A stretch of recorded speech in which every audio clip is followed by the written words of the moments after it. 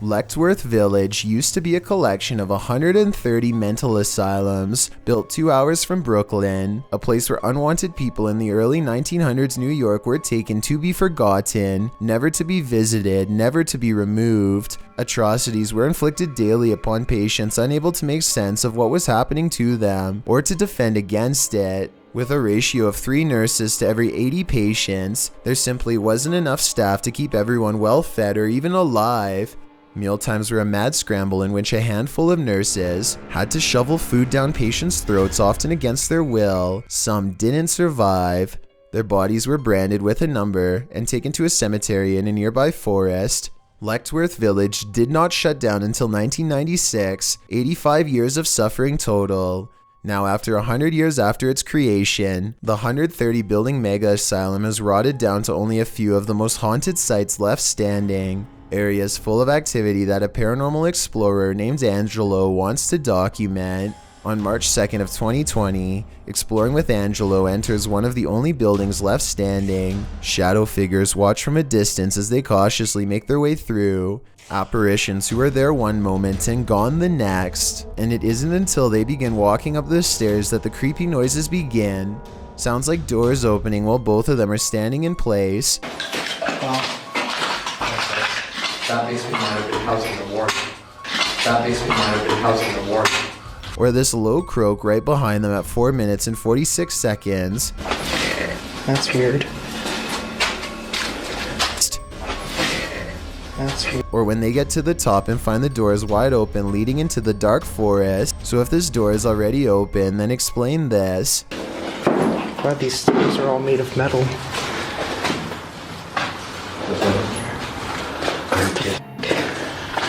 This goes to a road.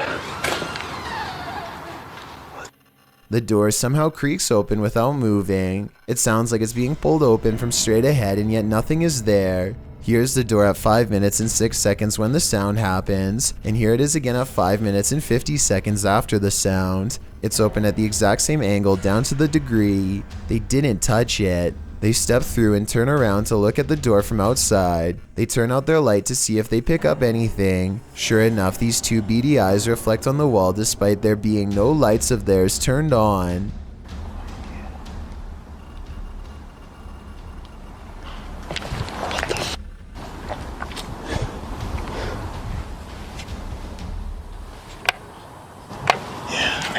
At 6 minutes and 25 seconds, they hear and see something jump across the camera.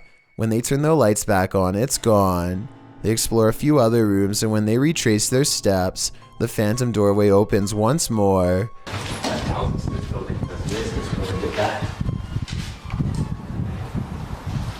I just heard it again. Yeah, I heard it too.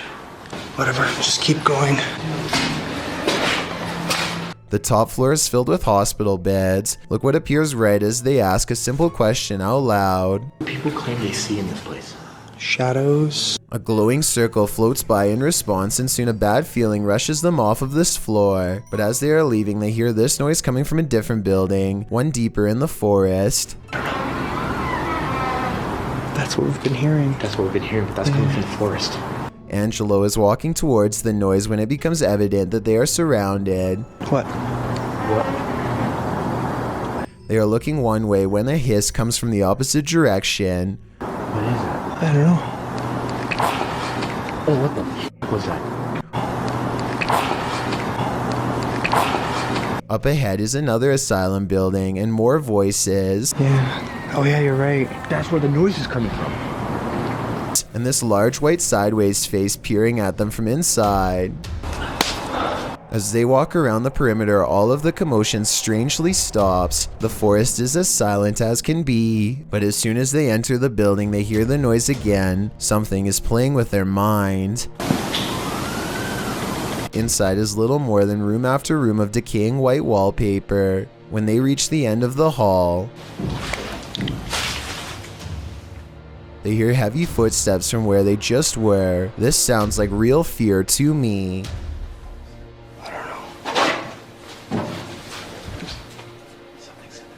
At first, they try to determine where the footsteps are coming from, but this is the moment they need to get out of there fast. Ever since we got here. Yeah. Oh my God. Jesus Christ. They faced their fears long enough to stop and turn around one last time to confirm they were really being followed. Anything there?